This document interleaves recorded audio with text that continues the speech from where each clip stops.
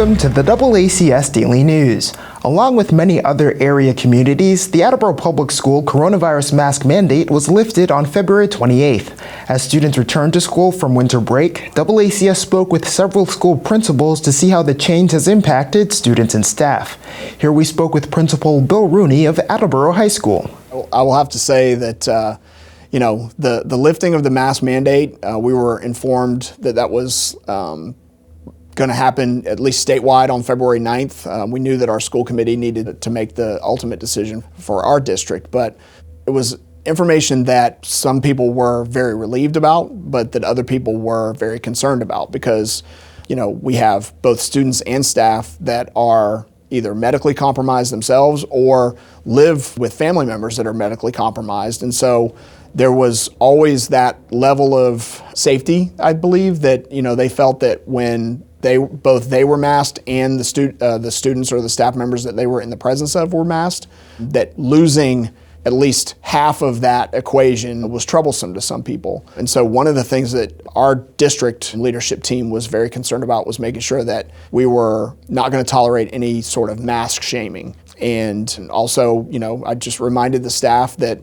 we needed to try to stay away from personal opinions about whether or not people should be masked. So far, things have been pretty smooth. There are some silver linings from COVID, so hand sanitizer stations throughout our classrooms, throughout our building. We're still requiring people to be masked when they go into the nurse's office, and also just being a little bit more aware of your distance. It's not a mandatory distance anymore, but those are things that I think that, in future cold and flu seasons, I believe are going to help us. It's interesting, the last basketball game that we had before the pandemic was our boys versus Mansfield boys at Mansfield. I'll never forget, it was a sea of blue in Mansfield's gym. Our kids and fans turned out really, really early and were waiting at the door to be able to get in. And then, all of that was ripped away from us, on March 13th of 2020. And so to be able to almost have it come full circle with the first home game at full capacity, it was a great environment. The masks are optional. I do know that our basketball coaches are concerned, understandably, about their players getting COVID at lunchtime or in the classroom. And so they are encouraging their players to wear masks, but I think they respect the choice as well. I know that our boys team is currently using masks when you're not participating in the game. And again, that's just, I think, an added level of safety. We are such a big school that the potential for an outbreak for us at any point in time was significant.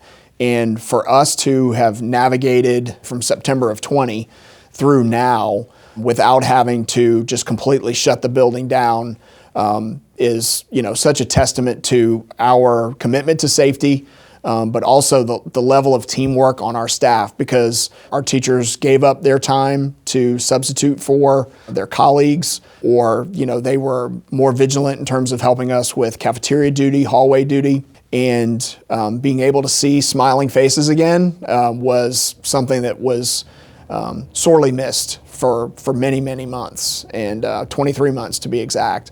And, so much about education is building relationships, and it's really hard to build a relationship with somebody if you can't see and pick up their demeanor through their facial expressions. And so I applaud our teachers for, maintaining those relationships to the greatest extent possible when everybody was required to be masked. But I think now that we're moving further and further away from the number of people that are going to be masked, I think it's just going to benefit our classroom interactions.